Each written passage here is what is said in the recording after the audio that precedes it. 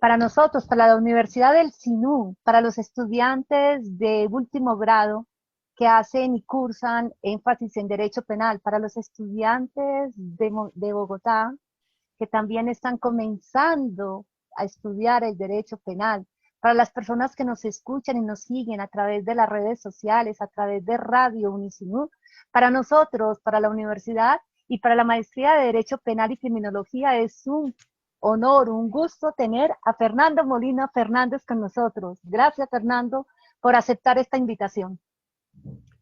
Muchas gracias, Gloria. Es un Bueno, placer estar en la Universidad del SINU. gracias. Tú eres nuestro, como lo digo yo, eres nuestro. Bueno, quisiera comentarles quién es Fernando Molina Fernández. Realizó sus estudios de Derecho en la Universidad de Oviedo, un lugar maravilloso que tuve la fortuna de conocer. Hizo su doctorado en Derecho en la Universidad Autónoma de Madrid, donde es catedrático de Derecho Penal. Durante un tiempo también fue decano de la universidad. Él es una persona, un tratadista de Derecho Penal que ha trabajado en todos los aspectos, pero se ha centrado muchísimo también en el tema que el día de hoy vamos a tratar, que es la antijuridicidad penal. Libros como Concepto del Injusto, El Principio de Legalidad, La Omisión del Deber de Socorro. A nivel de la culpabilidad, hay un tema muy interesante, es respecto a si hay o no libre albedrío, que es otro de los puntos en los cuales el profesor Molina, ex experto en este tema. A nivel de penal especial, ha escrito delitos contra el honor, contra la seguridad del tráfico, pero en el aspecto de la antijuridicidad, él ha estado también trabajando el estado de necesidad como ley general, la antijuridicidad penal y sistemas del delito, que para una manera gráfica quisiera mostrarles que afortunadamente en Colombia contamos con tu obra, Fernando Molina Fernández, y tenemos la posibilidad de trabajarla, de ver allí tu planteamiento respecto a la antijuridicidad. Es conferencista en el mundo entero, en diferentes universidades, tanto a nivel de posgrado como de maestrías y de especializaciones. Y lo más importante es que es nuestro, como lo dije desde el principio. Nos ha acompañado gratamente, tanto en la primera como en la segunda corte de la maestría de Derecho Penal y Criminología. Ha estado en Montería. Además, hemos estado también en Bogotá, en conferencias, en Cartagena, donde también hemos estado llevando la voz de Fernando Molina sobre temas álgidos como la neurociencia, que fue una de sus últimas conferencias muy interesantes y que generaron todas estas expectativas frente al derecho penal contemporáneo y a la discusión actual. Bueno, para no extenderme mucho, porque más y hablar de Fernando Molina Fernández, pues quisiera entrar en tema respecto a la antijuridicidad, que es la convocatoria que le he realizado a Fernando Molina Fernández. Fernando, yo recuerdo que conocimos, bueno, que tú en uno de tus viajes conociste a Carlos Arturo Gómez Caballó. No se me olvida ese día en que fuimos juntos para esa conexión, porque precisamente en Colombia, pues tú desde España, la voz allá en España, respecto a esta problemática de la antijuridicidad, tanto formal como material, aquí en Colombia, pues Carlos Arturo Gómez Paballón ha sido uno de los tratadistas de derecho penal que se ha inquietado sobre este aspecto. Y para comenzar y darte el uso de la palabra respecto a ese concepto y esos aspectos de la antijuridicidad, tanto formal como material, permítame leer una parte que cito de la obra de Carlos Arturo Gómez Paballón, donde él hace un símil y dice lo siguiente: el hombre está compuesto de cuerpo y alma. Lo primero es lo tangible y material, lo segundo lo intangible, solo perceptible a través del mundo de los valores, mas no simplemente por los sentidos. Así, en materia de derecho, la antijuridicidad material es lo tangible, es el daño social o individual.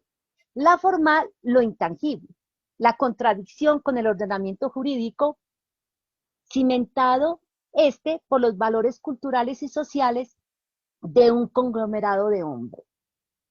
Pues bien, Fernando, quisiera que tú nos precisaras esta conversación, este hilo respecto a la antijuridicidad formal y material que desarrollas también en tu obra magistralmente.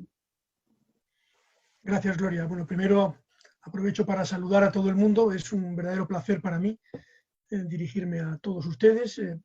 Me gusta muchísimo Montería, la Universidad del Sinú. He tenido ocasión de estar allí en 2 o 3 ocasiones y la verdad que guardo un recuerdo muy grato de ello. Bueno, y entrando ya en materia en relación con lo que me plantea Gloria, eh, la antijuridicidad es un concepto central, no solo del derecho penal, sino en teoría del derecho en general, porque antijuridicidad es un equivalente, es un sinónimo de contrariedad a derecho. En este sentido, la antijuridicidad en derecho penal se ha desarrollado de una manera bifronte, por una parte como antijuridicidad formal, en el sentido más tradicional del término, antijuridicidad en el sentido de un hecho que es contrario a las normas del ordenamiento jurídico. Este es un concepto, como digo, genérico de la teoría general del derecho. Un hecho es antijurídico cuando contraviene las normas del ordenamiento jurídico. Por tanto, hay una antijuridicidad material, perdón, una antijuridicidad formal en el ámbito del derecho penal. Si algo contradice una norma primaria de comportamiento del derecho penal, o sea, penalmente protegida, pues ese hecho es formalmente antijurídico. Pero además, claro, un hecho formalmente antijurídico no lo es, un hecho no es antijurídico solo porque la norma lo dice precisamente porque detrás hay un desvalor material. Esa es la parte que se llama antijuridicidad material. En realidad no son cosas distintas. De alguna manera son las dos caras, yo lo expreso así, las dos caras de una misma moneda. La ley, la norma prohíbe un determinado comportamiento porque es malo. ¿Y es malo por qué? Porque lesiona bienes jurídicos o los pone en peligro. Esto es la antijuridicidad material. La antijuridicidad material no es más que la capacidad que tiene un comportamiento para lesionar o poner en peligro bienes jurídicos. Entonces no es más que eso. Un hecho es malo, sí, es malo para los bienes jurídico-penalmente protegidos. Y precisamente porque es malo, el legislador pues, lo eleva a la categoría de antinormativo, o sea, crea una norma que lo prohíbe y sanciona la infracción con una pena, o sea, crea un sistema combinado de normas primarias en las que se prohíbe el comportamiento antijurídico y normas secundarias que sancionan la infracción de la norma primaria. Esto sería un poquito el planteamiento, pero es tan sencillo como eso. A veces se le ha dado más vueltas de las debidas a esta cuestión de la antijuridicidad formal y material. Yo no creo que tenga mayor eh, contenido que lo que he comentado, que es bastante. En ese sentido, eso sí, cuando se analiza la antijuridicidad material, pues hay que tener en cuenta si efectivamente el hecho entraña un desvalor. En ese sentido, el análisis del desvalor material de la acción sirve precisamente para interpretar la norma penal también. Por ejemplo, en Colombia se ha seguido desde hace muchos años, a través de la jurisprudencia del Tribunal Supremo y el Tribunal Constitucional, la idea de que si el hecho no es suficientemente antijurídico desde el punto de vista material, pues dejaría de estar prohibido. Bien, eso es razonable. Aunque formalmente parezca que está prohibido, en realidad no lo está. ¿Por qué no? Porque no tiene contenido material. Esto es, interpretamos la norma, por tanto, la antijuridicidad formal, sobre la base de la lesividad del hecho para los bienes jurídicos. Luego ya, si quieren que analicemos un poquito más la cuestión de la lesividad, de la antijuridicidad material, pues podemos hacerlo naturalmente.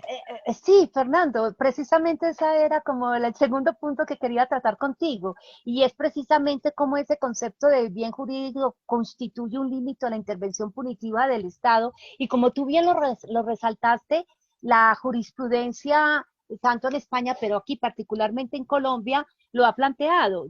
Quisiera, si me permite, solamente citar una parte de la Corte Suprema de Justicia colombiana en un radicado del 2009-0807 que dice lo siguiente, que es a lo que tú haces referencia, y que me parece que como es un jurisprudencial, un desarrollo, pues avala esta necesidad de integrar este concepto de antijuridicidad formal y material como es tu propuesta.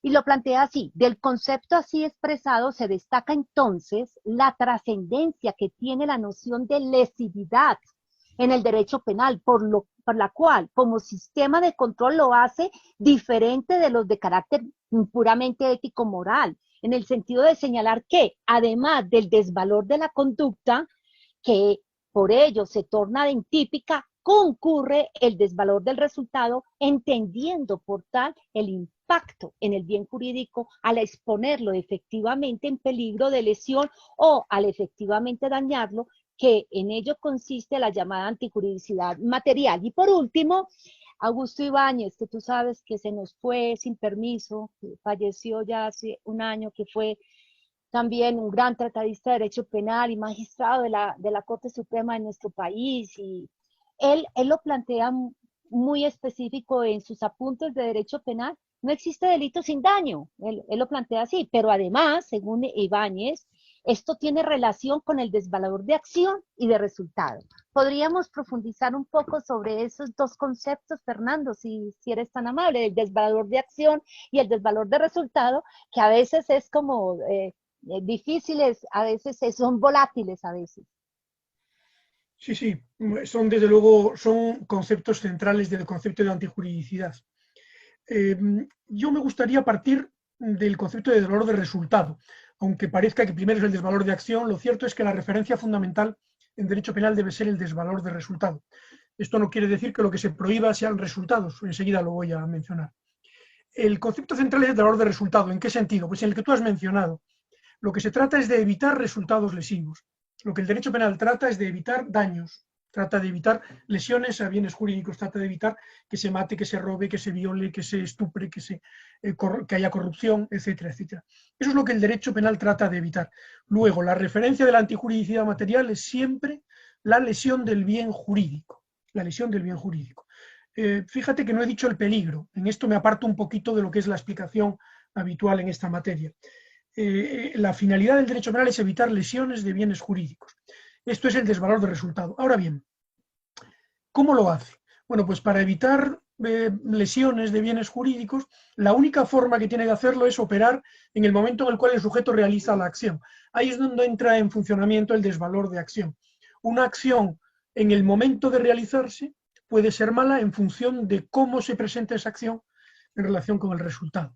Esto es, al final el derecho penal prohíbe acciones para conseguir así evitar resultados malos. No prohíbe el propio resultado, los resultados no se prohíben comportamientos humanos, por tanto se prohíben acciones que sean como peligrosas.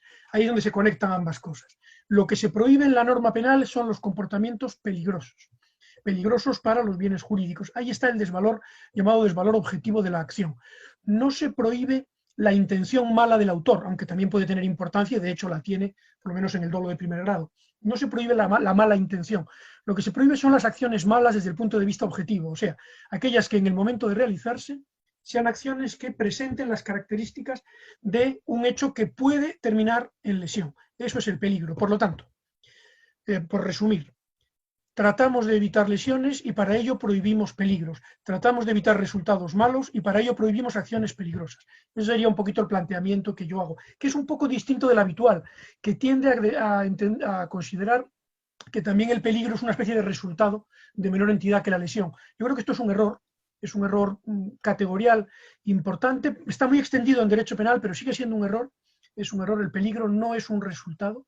De hecho, en filosofía de la ciencia, bueno, yo estoy cuando doy clase en la maestría Sí, lo cuento, pero sí. en filosofía de la ciencia se puede explicar perfectamente por qué el peligro no es un concepto relacionado con el concepto de probabilidad, eso no encaja con la idea de un resultado como se pretende en la doctrina penal, y sin embargo es un concepto central para la acción. O sea, se prohíben acciones peligrosas, acciones que ex ante, en el momento de llevarse a cabo, son objetivamente peligrosas para así evitar lesiones de bienes jurídicos. Y todo ello forma el contenido material de la antijuridicidad. Hay otro punto muy interesante y es que sea sin justa causa. Y ese es otro de los Sí. aspectos de la antijuridicidad que tú lo trabajas Mm. muchísimo. Y recuerdo y quiero traer a colación, porque bueno, ya las causales de justificación y cada una de ellas, su componente, su estructura, su desarrollo, etcétera, pues nos daría para toda una clase de la maestría, ¿no? Pero que sí quisiera centrarme en una de ellas porque fue muy interesante ese planteamiento que tú hiciste en Montería, no lo olvido, que estaban, ¿te acuerdas? Las psicólogas inclusive de la universidad, estuvo la Facultad de Psicología, de Derecho, frente a esto que quisiera nos regalaras unos 10, 15 minutos sobre esta temática para desarrollarla, porque pienso que es una reflexión muy interesante. Y lo recuerdo, no lo sé muy bien, pero creo que el planteamiento era si se justificaba la tortura en unas situaciones extremas, como por ejemplo encontrar a un secuestrado. Entonces tú lo planteabas, bueno, aquí podríamos entonces, frente a este hecho, plantear que hubo una causal, que está inmerso en una causal de justificación. Te dejo esa inquietud porque pienso que es muy motivante para entender y estudiar todas las causales también de justificación. Sí, gracias, Gloria. Bueno, esa sería la segunda parte de la antijuridicidad. En la antijuridicidad primero se analizan las cuestiones del fundamento positivo, del desvalor de acción, desvalor de resultado, etcétera. Pero luego una parte esencial del concepto de antijuridicidad está relacionado con la justificación. A mí personalmente es un tema que me encanta, yo he dedicado mucho tiempo a él, varios trabajos. Ahora se publica uno nuevo, algo voy a comentar ahora sobre ello, sobre el tema de fondo. Y me fascina. Reconozco que es muy interesante y precisamente esta temporada está además, siempre está muy de moda, pero ahora lo está más por distintos motivos. Primero, porque se ha planteado en relación con una cuestión moderna que está teniendo muchísima importancia a nivel, por lo menos en Europa, también fuera de Europa, que es la cuestión de la programación de aparatos automáticos, especialmente de carros, de vehículos automáticos. Ahí se plantea la cuestión de la justificación para resolver conflictos trágicos en los que pudiera encontrarse la inteligencia artificial que va a controlar el carro. Esto es, si tenemos un vehículo automático y se encuentra en una tesitura en la cual pues, un niño cruza la carretera y él puede evitar, el vehículo automático localiza con sus sensores al niño y puede evitar matar al niño, pero desviándose y matando a una persona anciana, pues la pregunta es, ¿sería lícito? ¿Estaría justificado hacer esto? Si fueran a morir 3 niños y pudiera salvarse esos 3 matando a uno, ¿sería lícito? Bueno, esta es una cuestión que se ha planteado muchísimo y que ahora, a raíz precisamente de la COVID, pues ha dado lugar también a mucho debate en relación, no ya con máquinas automáticas, sino con personas, especialmente en los hospitales, con las labores de triaje, o sea, con la selección de personas cuando no hay suficientes camas o respiradores artificiales para mantener con vida a las personas que lo necesitan. Esto ya sucedió en Italia, también en España. Los médicos plantearon la posibilidad de hacer una selección de personas en peligro para salvar a algunas, y todo eso encaja perfectamente con la cuestión de las causas de justificación, a las que, como digo, me he dedicado pues bastante. La cuestión es la siguiente. El enfoque que yo le doy a toda esta cuestión es el siguiente. Todas las causas de justificación responden a un mismo planteamiento. El planteamiento es, bueno, tenemos situaciones de conflicto y en esas situaciones de conflicto nos inclinamos por el interés preponderante. Bueno, esta, diríamos, forma de entender lo que son las causas de justificación se plasma en una causa de justificación que es la más general de todas. Por eso es a la que yo le he dedicado más atención. Creo que es la más interesante, aunque no sea ni mucho menos la que más se ve ante los tribunales, que es el estado de necesidad. El estado de necesidad no es una circunstancia como las demás, no es sencillamente una causa de justificación más, diríamos el modelo actual en relación con las causas de justificación heredado de Alemania, viene a decir más o menos lo siguiente. Después de que el hecho es típico, tenemos distintas causas de justificación que operarían en paralelo. Existiría la legítima defensa, el estado de necesidad, cumplimiento de un deber, ejercicio de un derecho, consentimiento, y cada una de ellas tendría su campo de aplicación y serían independientes, no habría un sistema.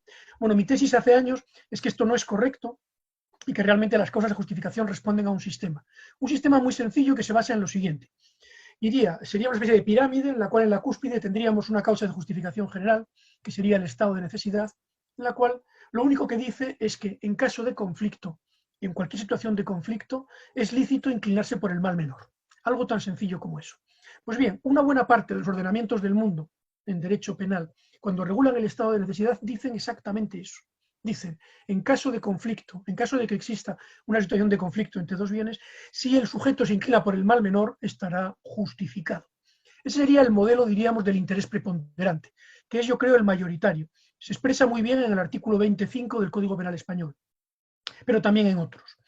El Código Penal colombiano en este tema se aparta un poquito de esa línea y ha optado por un modelo distinto, un segundo modelo, que yo llamo modelo general, conforme al cual no se habla de un interés preponderante, sino que se hace una descripción, diríamos, general del conflicto. Lo que se viene a decir es que si la respuesta es adecuada, si la respuesta es proporcionada, pues el hecho sería correcto. Esto también lo hace así el Código Penal francés. El Código Penal francés y el colombiano se parecen bastante en esa forma de expresar, mientras que el español se parece más a otros, como por ejemplo el Model Penal Code de Estados Unidos, por ejemplo el Código Penal argentino, bueno, y otros muchos, el Código Penal del Perú también en buena medida. Pero luego hay un tercer modelo, que es el modelo alemán. El modelo alemán es único, bueno, lo han copiado los chilenos, en alguna medida empezaron a copiarlo también los peruanos, y desgraciadamente lo hemos copiado algunos en la teoría, en algunos países por la influencia que tiene Alemania. Igual yo creo que es un modelo equivocado. Es el modelo del parágrafo 34 del Código Penal alemán, conforme al cual dice que en caso de conflicto estará justificado si alguien opta por el mal que sea predominantemente superior. Yo creo que esto es un error, que plantea infinidad de problemas. Yo publico ahora un artículo en el que muestro por qué eso plantea problemas irresolubles a la propia doctrina alemana, que tienen que crear toda una serie de categorías alternativas para complementar lo que previamente han destrozado, por decirlo de alguna manera, o han resuelto mal en el parágrafo 34. Bueno, pero sin entrar más en la polémica, diríamos, de alemana, basándonos un poquito en lo que comentaba al principio. La cuestión que, en fin, quiero un poco plantearles en unos minutos es la siguiente. ¿Por qué si el estado de necesidad es la ley general que expresa perfectamente toda la justificación? ¿Por qué motivo no existe solo el estado de necesidad? Y sin embargo, esa causa, precisamente el estado de necesidad, ha tardado mucho en implantarse en los diferentes países. En Chile, por ejemplo, solo en el año 2010 se implantó, en Alemania en 1976, en España y los países de la órbita hispana mucho antes, porque el Código Penal español de 1870 ya lo recogía. Pero ¿por qué tarda tanto en implementarse? ¿Y por qué luego, sin embargo, es muy parecido en todas partes? Bueno, pues yo creo que eso tiene que ver con los problemas que plantea la propia justificación. O sea, si yo les, diríamos, les preguntara qué problemas tiene la justificación, ¿por qué no basta con el estado de necesidad que dice que en caso de conflicto, si nos inclinamos por el mal menor, es suficiente con ello? ¿Por qué existe, además de eso, la legítima defensa? ¿Por qué existe cumplimiento de un ejercicio de un derecho? ¿Por qué existen causas de justificación especiales por todo el ordenamiento? Pues la respuesta mía es la siguiente. Ello tiene que ver con el hecho de que la justificación plantea 5 problemas. 5 problemas que son complicados y que se ven muy bien en el estado de necesidad y que justifica la existencia de otras causas de justificación que lo único que hacen es tratar de resolver de manera específica esos 5 problemas. ¿Cuáles son los problemas? Los enumero de una manera muy rápida. El primer problema sería la justificación no siempre es fácil, aplicar el estado de necesidad no siempre es fácil, porque a veces discrepamos acerca de cuál es diríamos, cuál es el interés que tiene más valor. Yo esto siempre lo ejemplifico con un caso que todo el mundo conoce, la polémica sobre el aborto. La polémica sobre el aborto, sé que se ha planteado también en Colombia y que además ahí no lo resolvió la ley, sino la Corte Constitucional.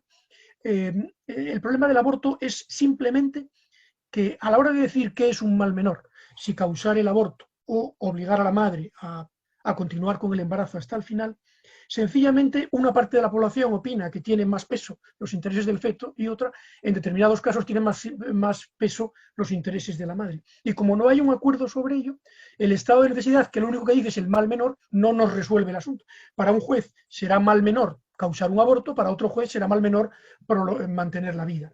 Con lo cual, en esos casos, la solución es muy sencilla. La solución para esos casos es crear una regla especial que tenga lo que se ha denominado en Alemania Selman, y luego en España lo importé yo, bueno, en algunos trabajos, lo que se llama efecto oclusivo. El efecto oclusivo significa que no se puede invocar una regla especial que trata de resolver un problema de la regla general. No se puede invocar la regla general cuando la regla especial da una solución X. No se puede uno saltar lo que dice esa regla para así, diríamos, invocando la regla general, dar una solución distinta a la prevista. Por ejemplo, si en el Código Penal español se regulan los casos en los que está permitido el aborto de una manera específica, precisamente porque el estado de necesidad no nos dice en qué casos eso es lícito, tiene que crearse una regla especial. Luego lo que no se podría es invocar el estado de necesidad para invocar un cuarto supuesto distinto del que está regulado en la ley, porque esto vulneraría el principio de legalidad. Ese sería el primer problema, que se resuelve con una regla especial con efecto oclusivo. El segundo problema es que, incluso si nos ponemos de acuerdo acerca de qué tiene valor, qué tiene más valor o qué tiene menos, hay una tendencia casi inevitable, cuando se analizan problemas complejos, a analizar solo lo más conspicuo, lo que está en la superficie, en no ver los efectos a largo plazo. Y esto yo lo ejemplifico con el caso que tú mencionabas, el caso de la tortura. Si uno analiza la tortura en lo que se llaman los escenarios que se llaman de la bomba a punto de explotar, lo que se llama la ticking bomb scenario, el escenario de la bomba que va a explotar, que es un escenario que se ha discutido mucho en el derecho internacional, por ejemplo, cuando en Naciones Unidas se planteó la aprobación del convenio contra la tortura, etcétera, pues a primera vista puede parecer que la tortura es un mal menor y por tanto que se podría invocar el estado de necesidad para torturar a un detenido si con ello se evita que explote una bomba, por ejemplo, en el centro de Bogotá.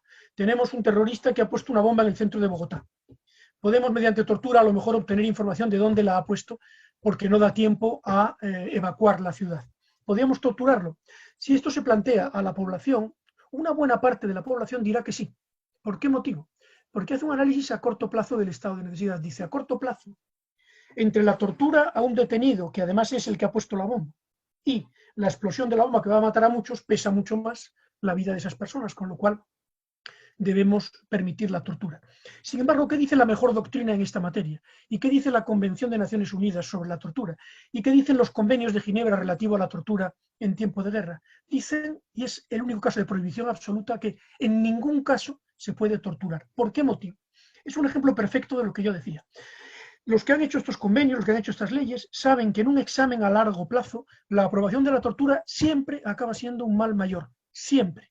No hay un solo caso en la historia en el cual la generalización de los comportamientos de tortura no hayan desembocado en hechos extraordinariamente graves. Baste con citar casos como los de Argentina, como los de Chile, España en la época de Franco, Francia en Argelia, todos los supuestos de tortura, por ejemplo, cometidos por Estados Unidos en Guantánamo, en Abu Ghraib, etc. Siempre al final tiene un efecto perjudicial. Con lo cual, el segundo problema se soluciona de esa manera. Se soluciona creando también una regla especial que establezca diríamos, en este caso de la tortura, la prohibición absoluta de la tortura. Y a nivel general se soluciona sencillamente recordando al que tiene que analizar el estado de necesidad que debe hacer un análisis completo de la situación. Esto es, no quedarse en la superficie, sino ver los efectos a largo plazo de las acciones. El tercer problema es el más complicado. No lo voy a desarrollar porque estaríamos toda la noche, pero aquí es que ya es de noche, por eso lo digo. No lo voy a desarrollar, pero el tercer problema es el más complicado de todos. Es el problema que yo llamo de la distribución.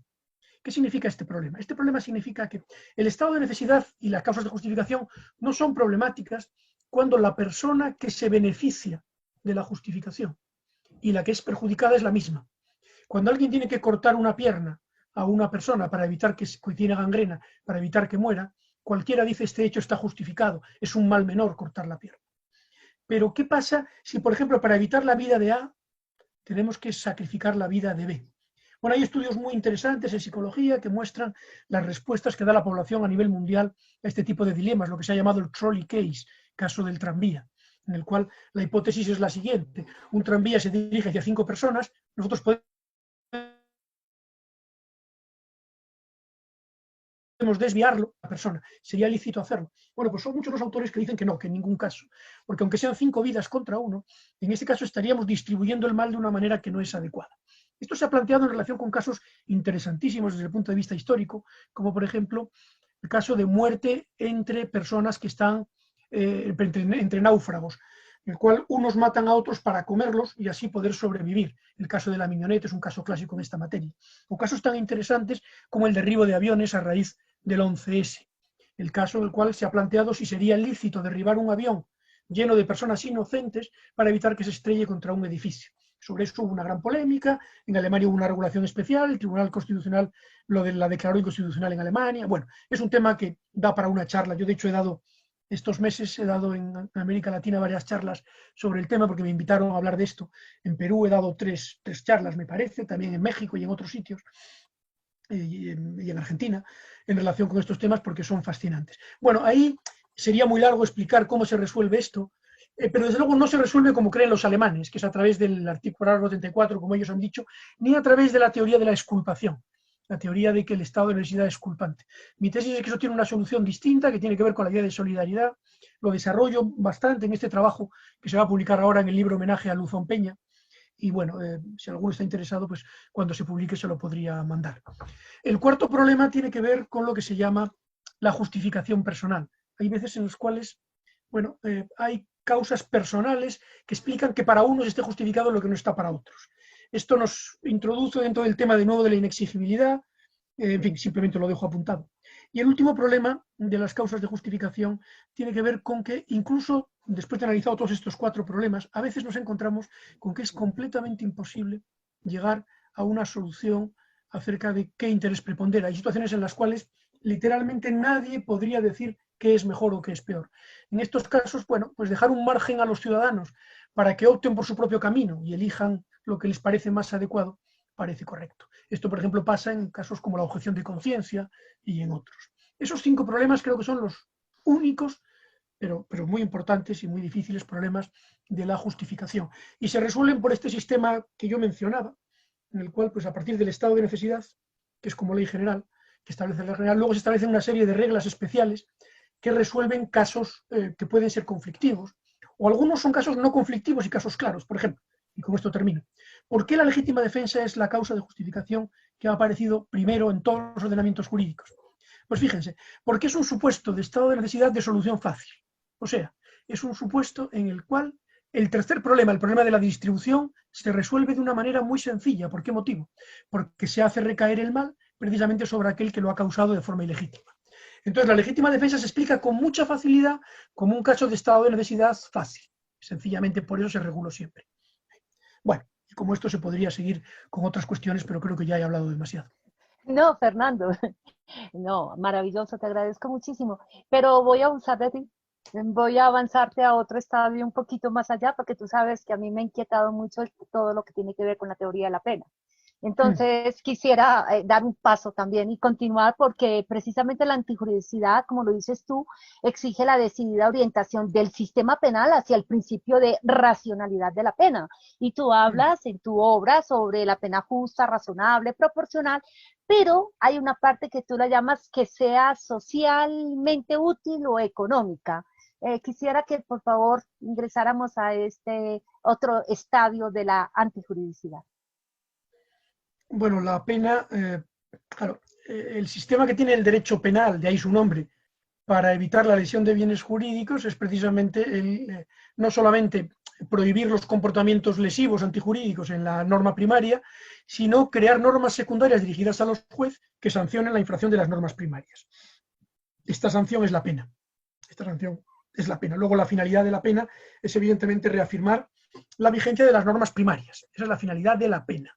La norma primaria tiene por finalidad protección de bienes jurídicos y la norma secundaria, por finalidad primaria, diríamos, sería la protección de la norma primaria y la finalidad última sería la protección también de bienes jurídicos a través de la protección de la norma primaria. Bien, pero la pena es una sanción especial. Es una sanción que, a diferencia de otros mecanismos que puede tener el derecho penal, como por ejemplo la medida de seguridad, es una sanción que es muy aflictiva y que requiere un elemento esencial, requiere merecimiento. Esa parte, la parte de merecimiento, es la que se conecta con la idea de culpabilidad, de la que no hemos hablado todavía. No hemos hablado. Hablamos de antijuridicidad, pero la segunda parte del juicio, perdón, del concepto de delito, tiene que ver con la culpabilidad, o sea, tiene que ver con ese merecimiento. No basta con que el hecho sea lesivo, sea antijurídico en el sentido de lesivo, sino que además hace falta que el hecho sea reprochable, o sea, que se le pueda imputar a un sujeto concreto. Si no se le puede imputar, pues esto no es así. Entonces, la pena funciona de esta manera. La pena es un instrumento. Apenas un instrumento y en ese sentido pues tiene que tener una racionalidad. Se puede llamar racionalidad económica. A mí no me gusta mucho la palabra económica para estos temas, pero se puede aplicar, por supuesto. Tiene que ser racional, o sea, tiene que ser un instrumento útil. Y lo que se ha demostrado a lo largo de la historia es que respecto de ciudadanos imputables, o sea, de nosotros que estamos hablando aquí, diríamos en este momento, que estamos en esta reunión, y otros, pues la pena funciona. O sea, es un mecanismo que se dirige a seres conscientes mediante normas y a seres que tienen una capacidad de actuación, que tienen, yo no lo llamaría libre albedrío, pero sí tienen esa capacidad de acción, bueno, que tradicionalmente se vincula al libre albedrío, y que en ese sentido se dirige, la norma se dirige a ellos y la pena se dirige a ellos en un sentido preventivo. Esto es, manda un mensaje que tiene diferentes contenidos. La pena, esto es un avance de las modernas teorías de la pena, en este sentido es muy destacable el trabajo de un discípulo mío, Daniel Rodríguez Zorcajo tiene el que yo creo que es el mejor trabajo sobre la pena que se ha publicado en los últimos años, sin duda alguna. Y bueno, él analiza muy claramente cómo la pena se dirige de forma distinta a los diferentes sujetos de la sociedad. Por una parte, al infractor, al posible infractor, a lo que se puede llamar el free rider, el que va por su cuenta, el que decide de alguna manera que le merece la pena violentar las normas en su propio beneficio, pues a él se le dirige de la forma que tradicionalmente se consideraba pues, en la prevención general negativa, o sea, mediante la intimidación. Lo que le dice es, mira, tendrá ventajas para ti realizar el comportamiento antijurídico, pero también va a tener una desventaja, y es la pena. Entonces, él lo va a poner en una balanza, y si es suficientemente convincente la pena, la amenaza de pena, pues sencillamente él dejará de cometer el delito. Pero además, la pena se dirige también a los sujetos que en principio sí están dispuestos a cumplir las normas. Y lo que se dirige a esa parte nuestra que se ha estudiado mucho en la teoría económica y en la teoría psicológica, que es lo que se ha llamado nuestra condición de seres, diríamos, se ha dicho reciprocantes o algo así, seres que se basan en la reciprocidad. Lo que muestran estudios, hay todo tipo de estudios que analiza muy bien Daniel en el libro que mencionaba antes, toda una serie de estudios muestran que la gente está dispuesta a cumplir normas independientemente de que haya una sanción, pero eso sí, la gente que está dispuesta a cumplirlas requiere que también los demás, el resto de miembros de la sociedad las cumplan, o sea, que haya reciprocidad. O sea, ellos se mantienen fieles a la norma solo en la medida en que los demás también lo hagan. De alguna manera la pena se dirige a ellos diciéndoles, mira, tú, diríamos, reafirma en ese sentido algo parecido a lo que dice la prevención general positiva, algo en esa línea. De alguna manera viene a decir, se reafirma la vigencia de la norma porque la persona que infrinja, el free rider que infringe la norma, pues va a ser condenado. Y eso te reafirma en tu idea de la reciprocidad. Tú puedes mantenerte como persona fiel al derecho precisamente porque al que no sea fiel al derecho se le va a castigar. En este sentido, la pena tiene un mensaje que es complejo. No es como la medida de seguridad, que se dirige de una manera muy sencilla, directamente actúa sobre, diríamos, el cuerpo de la propia persona afectada, sino que la pena se dirige a la mente, y se dirige a la mente de los ciudadanos que están en diferentes posiciones. Al que ya está decidido a cometer un delito, le lanza el único mensaje que podría evitarle cometerlo, que es la intimidación. Al que está dispuesto a cumplir las normas, le lanza el mensaje de, bueno, haces bien en cumplirlas, si los demás no las cumplen, ellos van a ser sancionados. Es, por tanto, un mensaje, diríamos, que es complejo. Y en este sentido, el debate tradicional sobre los fines de la pena está perfectamente justificado. Maravilloso. Fernando, hay otro punto que quisiera, que todavía tenemos unos minutos más, y es el siguiente. Tú hablas de la antijuridicidad, de las perspectivas de la antijuridicidad, y hablas, como nos has dicho acá, de la antijuridicidad formal, como una contradicción con el derecho, la material, como el concepto mismo de lesividad, pero quisiera que nos regalaras unos minutos respecto a esta perspectiva que tú llamas práctica, y tú la llamas así, una perspectiva práctica como categoría sistemática. ¿Podríamos desarrollar ese punto que a mí me llama mucho la atención de tu trabajo? Bueno, la antijuridicidad, claro, tiene un sentido también práctico, en el sentido de que cuando uno tilda a un comportamiento de antijurídico, ello entraña toda una serie de consecuencias jurídicas. Una de ellas, ya lo hemos visto, es la pena, evidentemente. El hecho antijurídico pues acaba provocando, si además es culpable, acaba provocando la pena. Pero no es la única consecuencia práctica que se deriva de ahí. Hay otras. Por ejemplo, el hecho antijurídico es un presupuesto elemental de la otra respuesta jurídica, que es la legítima defensa, la que antes mencionábamos. Por ejemplo, para que alguien pueda defenderse en legítima defensa o pueda defender a un tercero en legítima defensa, es imprescindible que el comportamiento agresor sea un comportamiento antijurídico. En ese sentido se habla de agresión ilegítima, por ejemplo, en España y en otros países, de agresión antijurídica, se habla también. Luego es un concepto también práctico en ese sentido. También lo es cuando se refiere a la participación. El concepto de antijuridicidad tiene importancia práctica ahí. Quien participa en un hecho de otra persona, incurre en responsabilidad, a su vez, si el hecho de esa otra persona es por lo menos antijurídico, lo que se conoce como accesoriedad en la participación, accesoriedad cuantitativa, en este caso, cualitativa, accesoriedad cualitativa. La cuantitativa tiene que ver con el iter criminis. Y por último, tiene importancia también para otras categorías, por ejemplo, para la responsabilidad civil. Normalmente, el hecho antijurídico da lugar a responsabilidad civil. A veces no, Y a veces también hay responsabilidad civil sin hecho antijurídico, pero normalmente el hecho antijurídico es un presupuesto de la responsabilidad civil. Luego, la categoría de la antijuridicidad tiene una dimensión práctica importante que bueno, se plasma en diferentes instituciones jurídicas, tanto del derecho penal como del derecho civil. Bueno, y para terminar, por parte mía, para darle también paso a los estudiantes que nos acompañan para efectos de inquietudes, quisiera saber algo. La responsabilidad penal, pues el soporte de la matriz de esa responsabilidad penal, pues siempre hemos tenido el libre albedrío, ¿no es cierto? Para efectos de ese reproche que podemos hacerle. Y tú tienes un trabajo sobre la culpabilidad sin libre albedrío. ¿Podrías con esto bueno, eso, ahí lo está mostrando Nicolás. Me gustaría que te detuvieras un poquito en esa construcción de esa culpabilidad sin libre albedrío. Bien, es uno de los trabajos que, diríamos, quizás más repercusión ha tenido de los míos. Es verdad que es este y otro que tengo sobre el dolo, un trabajo muy peculiar sobre el dolo que publiqué hace unos años. Son trabajos que se han discutido bastante en diferentes términos y concreto este de la culpabilidad, pues se cita bastante.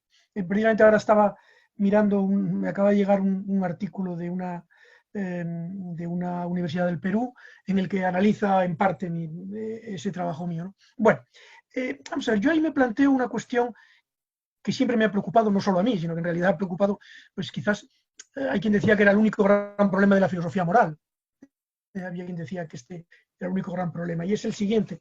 Bueno, los avances en neurociencia, pero no solo esto, sino en realidad la propia, diríamos, especulación filosófica desde sus orígenes, desde la época griega, incluso antes, se ha planteado la cuestión de si el ser humano está sometido a las mismas leyes naturales que el resto de la naturaleza.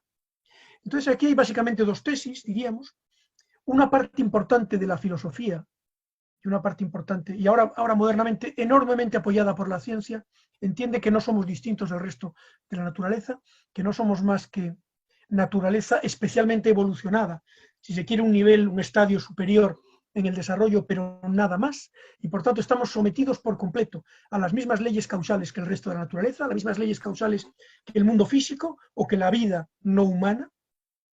Esa es una parte, y luego hay otra parte importante y seguramente mayoritaria en el sentir por lo menos popular, que entiende que somos distintos de la naturaleza en un sentido fuerte del término. O sea, nosotros tendríamos algo que nadie más tendría, que sería genuina capacidad de libertad, o sea, el libre albedrío. En ese sentido significaría que nosotros no estaríamos sometidos a las leyes naturales, conforme a las cuales, dados determinados antecedentes y una serie de leyes, necesariamente se van a producir determinados consecuentes, de forma que un ser que conociera perfectamente el estado de la naturaleza y todas las leyes naturales podría predecir absolutamente todo lo que sucede en la vida, incluido el comportamiento humano, es lo que opinaba, por ejemplo, Laplace.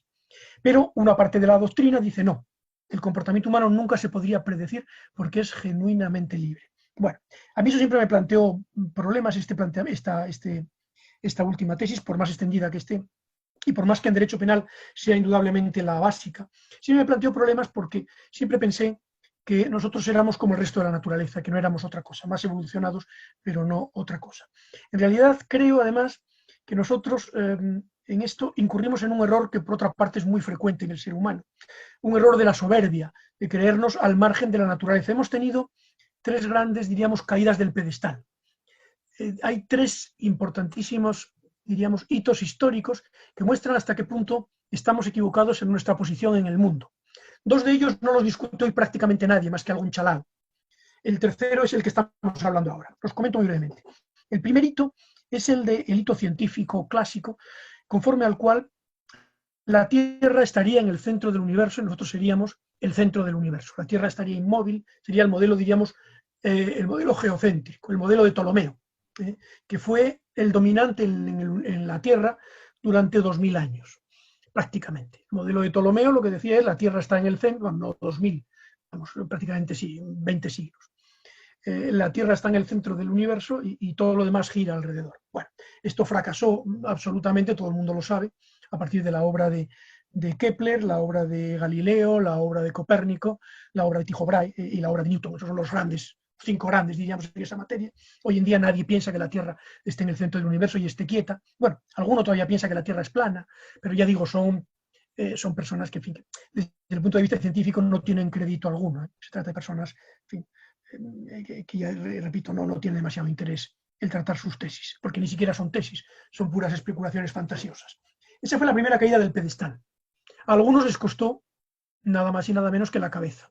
Galileo estuvo a punto de perderla, no la perdió porque al final abjuró de sus tesis, aunque dijo aquella famosa frase, e pur si mueve, o sea, al final la Tierra se mueve, dijo, bueno, sí, me habréis condenado, pero yo sé que la Tierra se mueve. Bueno, la segunda caída del pedestal vino con Darwin y la teoría de la evolución. Nosotros creíamos, igual que creíamos que éramos el centro del universo, creíamos también que habíamos nacido pues, directamente de Dios sin pasar por nada más. Y la teoría de la evolución lo que nos dice es que procedemos pues, de los monos y previamente pues, hasta de bacterias. O sea que la vida no es más que una evolución, nosotros somos un último estadio en esa evolución, pero nada más.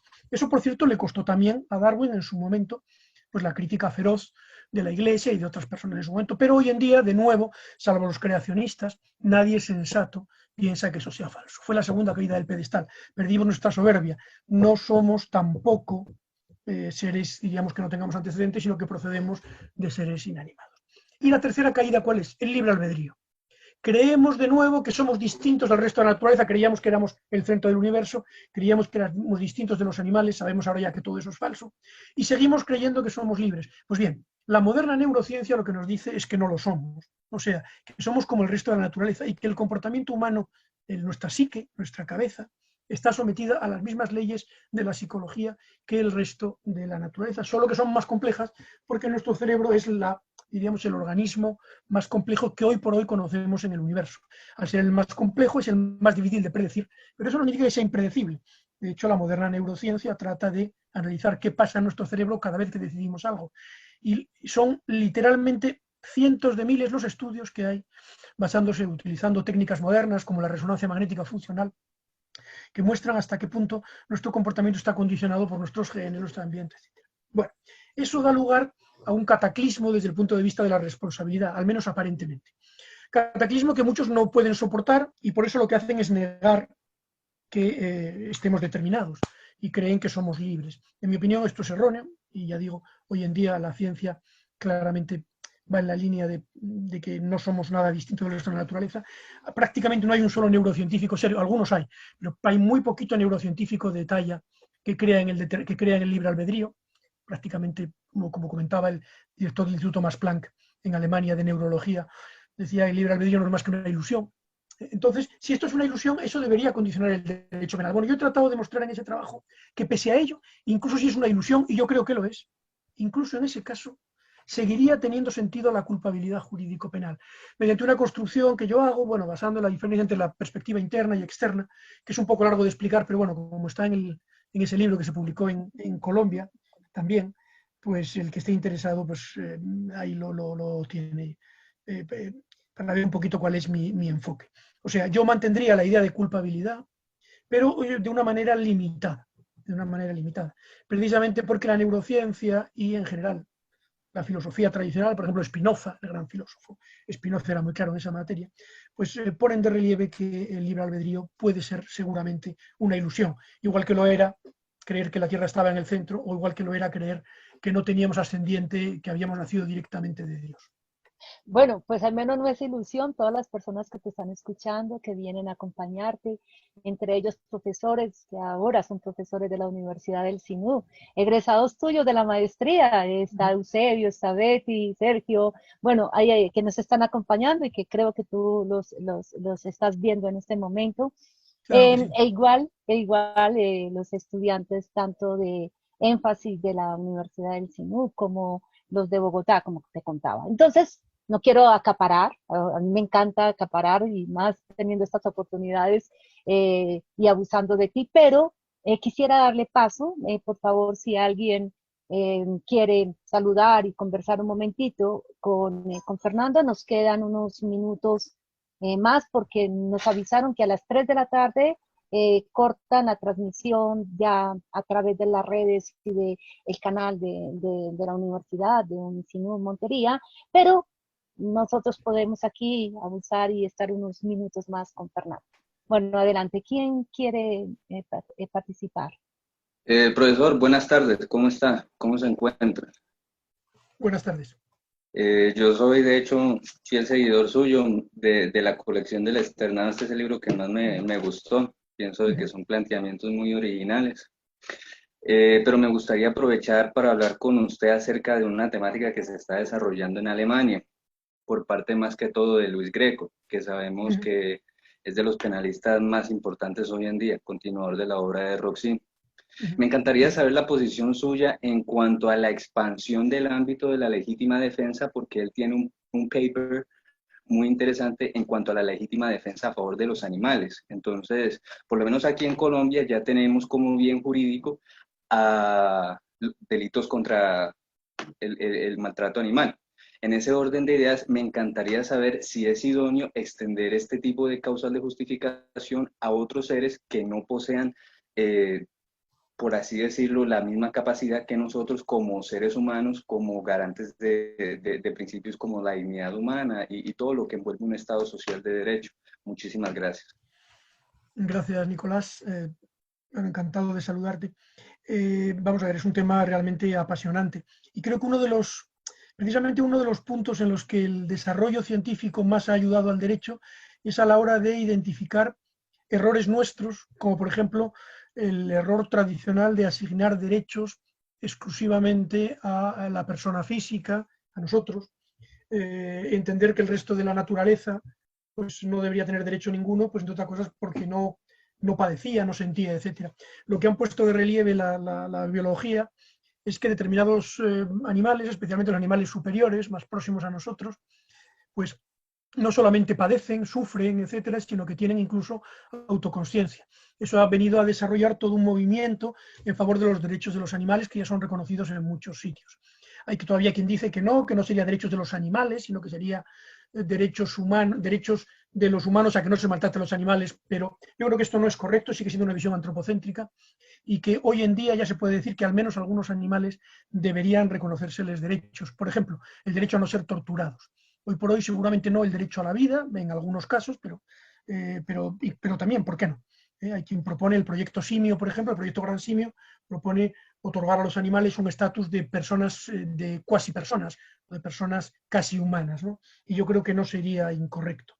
En este sentido, mi tesis sería muy favorable a la ampliación del derecho y del derecho penal a ciertos derechos de los animales. Más dudas me plantea una cuestión que también se está debatiendo en derecho, que es la de los derechos y también, ¿por qué no se ha dicho deberes de entes inanimados? Esto ya hay alguna experiencia y en Colombia la hay.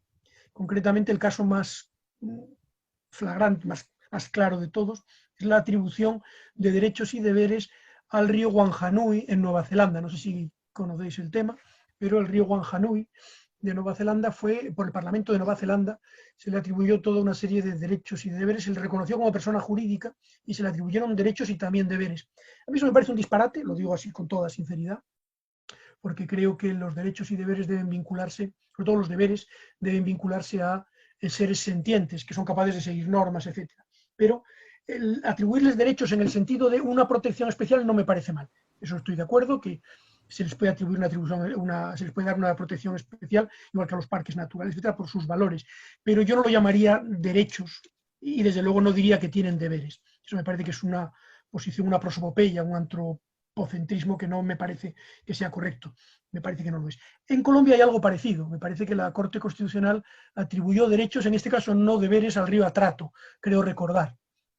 Por lo menos fueron lo suficientemente sensatos como para atribuirle solo derechos, lo cual creo que no violenta demasiado el sentido jurídico, porque la palabra derecho se puede vincular sencillamente a objetos que necesitan una especial protección, no se necesita otra cosa.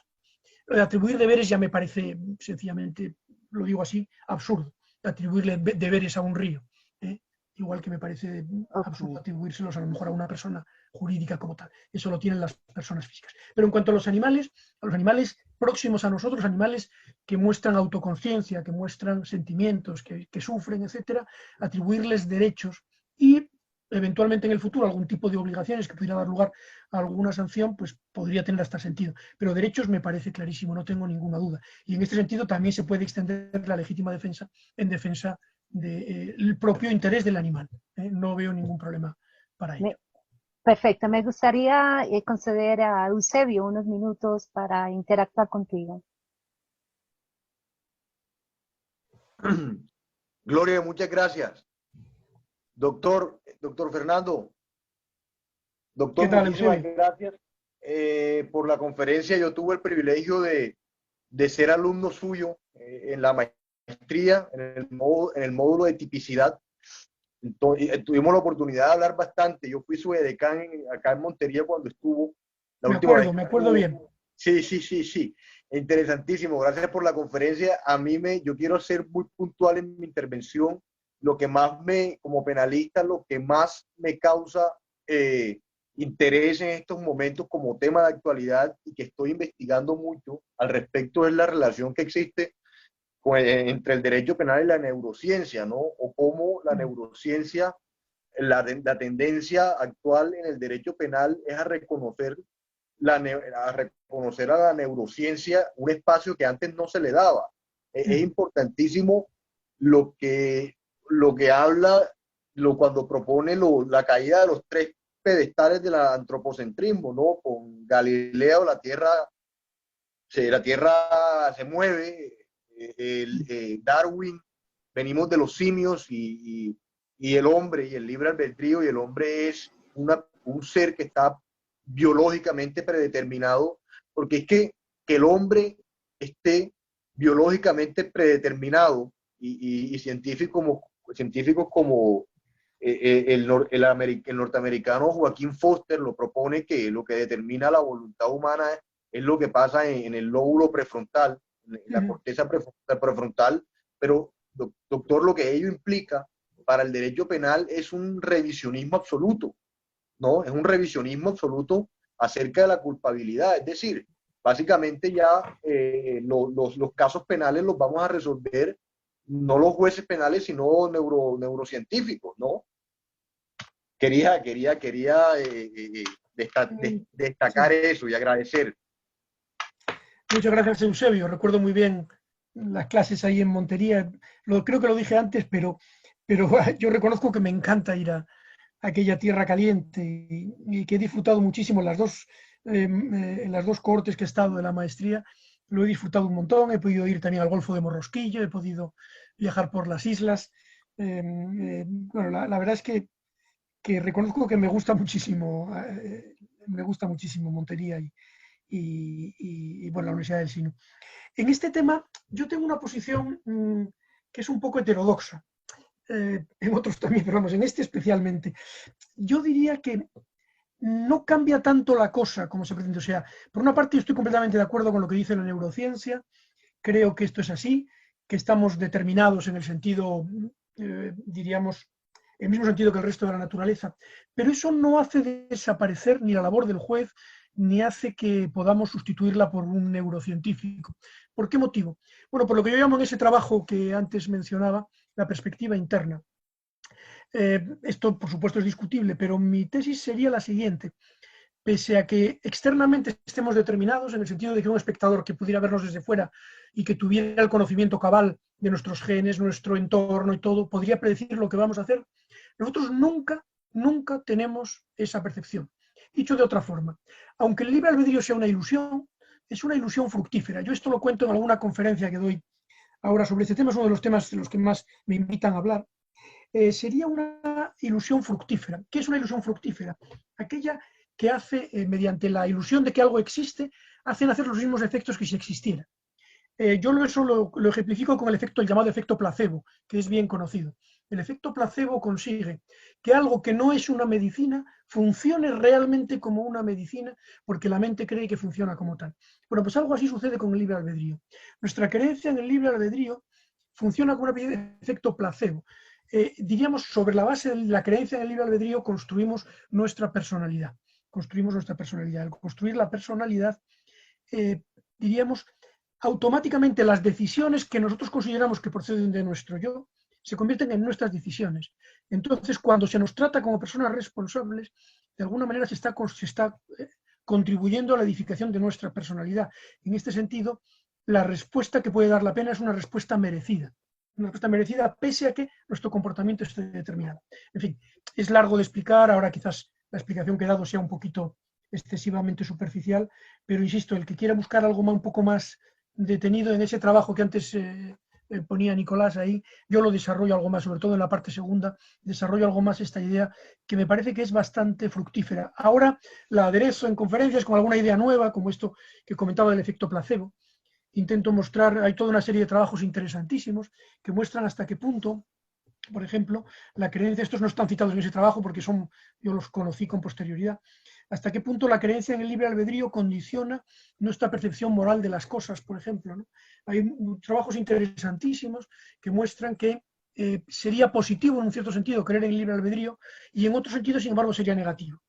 Entonces, bueno, en fin, si alguno está interesado, le puedo facilitar trabajos en esta materia, publicados en las mejores revistas científicas sobre este tema, y que muestra que sigue teniendo sentido la idea de culpabilidad y sigue teniendo sentido el derecho penal, pese a que posiblemente o con gran probabilidad estemos determinados si no existe el libre albedrío.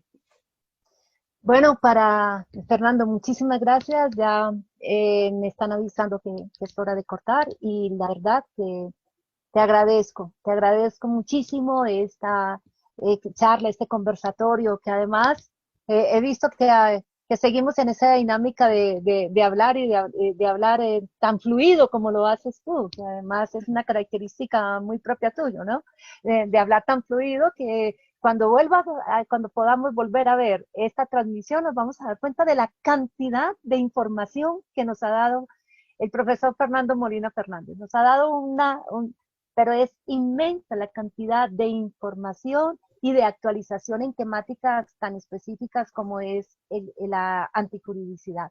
Pues bien, aquí en Montería, bueno, yo estoy en Bogotá en estos momentos por todo el tema de la pandemia, pero bueno, en la Universidad del Sinú te esperamos con los brazos abiertos. Estamos precisamente haciendo un esfuerzo. Tú sabes que son tiempos difíciles hoy en día a todo nivel, por la misma pandemia, por todo lo demás, de lograr el punto de equilibrio para darle continuidad a nuestra maestría de Derecho Penal y Criminología, porque ustedes se dan cuenta y las personas que nos han seguido y nos han escuchado de la importancia de continuar con toda la discusión de la dogmática jurídico-penal, de aspectos medulares como tienen que ver con la victimología, la criminología, que hemos estado trabajando en estas conferencias, en estas charlas, donde en el día de hoy hemos tenido a nuestro profesor que así ya adscrito, permanente, constante de Fernando Molina Fernández, y esperemos que sea